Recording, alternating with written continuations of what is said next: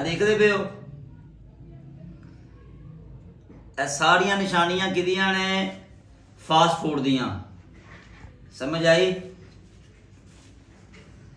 fast food ਦੀਆਂ ਨਿਸ਼ਾਨੀਆਂ ਸਿਹਤ ਮਾਸ਼ਾਅੱਲਾ ਦੇਖ ਲਓ ਕਿੱਥੇ ਵੇ ਤੇ ਰੰਗ ਵੇਖੋ ਪੀਲਾ ਵਜ੍ਹਾ ਲੀਵਰ ਜਲਣ ਫੈਟੀ ਹੋ ਰਿਹਾ ਹੈ ਲੀਵਰ ਫੈਟੀ ਹੋ ਰਿਹਾ ਬੱਚੇ ਦਾ ਲੇਕਿਨ ਬੱਚੇ ਨੂੰ ਨਹੀਂ ਪਤਾ ਇਸ ਚੀਜ਼ ਦਾ ਪਤਾ ਉਦੋਂ ਚੱਲੇਗਾ ਜਦੋਂ ਬਿਮਾਰੀ ਜ਼ਿਆਦਾ ਫੈਲੇਗੀ ਇਹ ਉਹ ਚੀਜ਼ਾਂ ਨੇ ਜਿਹੜੀਆਂ ਨਾਕਸ ਖਾਣੇ ਦੀ ਵਜ੍ਹਾ ਤੋਂ ਬਾਜ਼ਾਰੀ ਖਾਣੇ ਦੀ ਵਜ੍ਹਾ ਤੋਂ ਸਪਾਈਸੀ ਖਾਣੇ ਦੀ ਵਜ੍ਹਾ ਤੋਂ